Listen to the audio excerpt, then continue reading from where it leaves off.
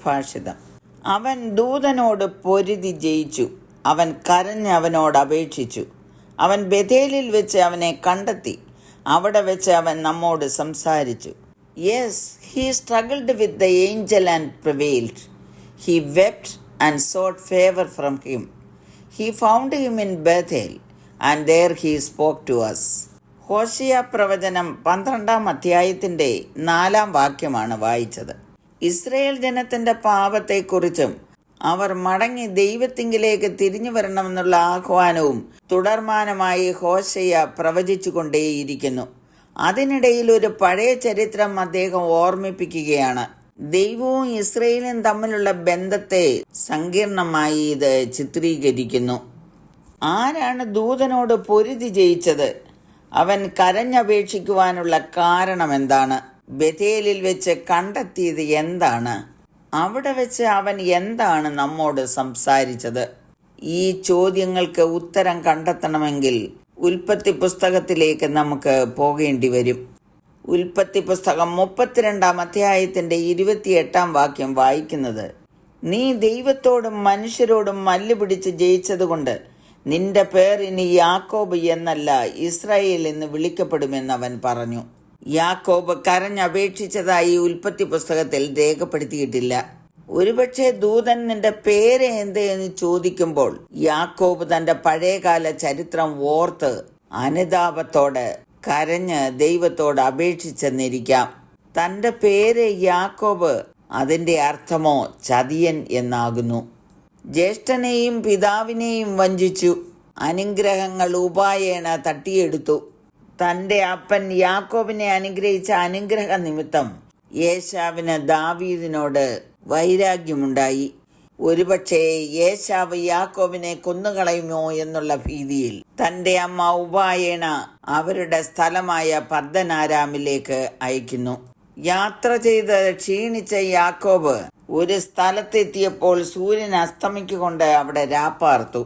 അവിടെ അവൻ ഒരു സ്വപ്നം കാണുന്നു. ദൈവത്തിന്റെ ഇടപെടൽ തന്നോടുണ്ടാകുന്നു.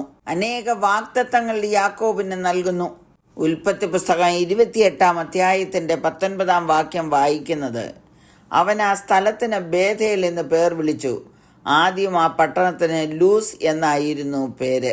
അവിടെ യാക്കോബ് ഒരു നേർച്ച നേർന്നു: ദൈവം എന്നോടുകൂടെ ഇരിക്കുകയും ഞാൻ പോകുന്ന ഈ യാത്രയിൽ എന്നെ കാക്കുകയും ഭക്ഷിപ്പാൻ ആഹാരവും ധരിപ്പാൻ വസ്ത്രവും എനിക്ക് തരികയും എന്നെ എൻ്റെ അപ്പൻ്റെ വീട്ടിലേക്ക് സൗഖ്യത്തോടെ മടക്കി വരുത്തുകയും ചെയ്യുമെങ്കിൽ യഹോവ എനിക്ക് ദൈവമായിരിക്കും. ഞാൻ തൂണായി നിർത്തിയ ഈ കല്ല് ദൈവത്തിൻ്റെ ആലയമാകും. നീ എനിക്ക് തരുന്ന സകലത്തിലും ഞാൻ നിനക്ക് ദശാംശം തരും എന്ന് പറഞ്ഞു. ഈ പ്രാരംഭ ഉടമ്പടിയിലേക്ക് ഇസ്രായേൽ ജനം മടങ്ങി വരണമെന്നും തങ്ങളുടെ ജീവിതത്തിലുണ്ടായ കുറവുകൾ ഏറ്റുപറഞ്ഞ കരുണയ്ക്കായി ദൈവത്തോട് അപേക്ഷിച്ച് ദൈവത്തിലേക്ക് മടങ്ങി വരുവാനും ആഹ്വാനം കൊടുക്കുന്ന വാക്കുകളാണ് ഹോശേയ പ്രവചനത്തിൽ നിന്നും നാം വായിച്ചത്. നമ്മുടെ ജീവിതത്തിൽ കാലാകാലങ്ങളിൽ എത്ര തീരുമാനങ്ങളും ഉടമ്പടികളും ദൈവത്തോട് ചെയ്തിരിക്കുന്നു. എന്നാൽ പലപ്പോഴും നാം അത് മറന്ന് ദൈവത്തോട് ചെയ്ത ഉടമ്പടികളിൽ നിന്ന് നാം പലപ്പോഴും വ്യതിചലിച്ചു പോകുന്നു. ഈ കാലങ്ങളിൽ ഒരു മടങ്ങിവരവാണ് ആവശ്യം. ഹോശേയ 12:6 വായിക്കുന്നത്: അതുകൊണ്ട് നീ നിന്റെ ദൈവത്തിന്റെ അടുക്കിലേക്ക് മടങ്ങി വരിക, ദയയും ന്യായവും പ്രമാണിച്ച് ഇടവിടാതെ നിന്റെ ദൈവത്തിനായി കാത്തുകൊണ്ടിരിക്കുക.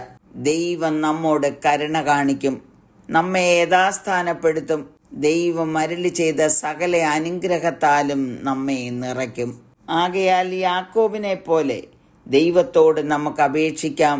കരുണയുള്ള പിതാവേ, ഞങ്ങളിൽ പല വീഴ്ചകൾ വന്നുപോയിട്ടുണ്ട്. ദൈവത്തോട് ചെയ്ത പല ഉടമ്പടികളിലും ഞങ്ങൾ വീണുപോയിരിക്കുന്നു. ഞങ്ങളുടെ തെറ്റുകളെ ക്ഷമിച്ച് യഥാസ്ഥാനപ്പെടുത്തി ദൈവത്തെങ്കിലേക്ക് മടക്കി വരുത്തണമേ എന്ന് യേശുക്രിസ്തുവിന്റെ നാമത്തിൽ അപേക്ഷിക്കുന്നു. കേൾക്കണമേ. ആമേൻ. விரப்பமாயிரும் இருக்கும் இமைக்கும் பொழுதினிலை நிலை மாறும் நிறைவேறும் ராஜாவின் மடியில் விளையாடும் அழகு செல்ல பிள்ளை எல்லாம் சரியாகும். விளையாடு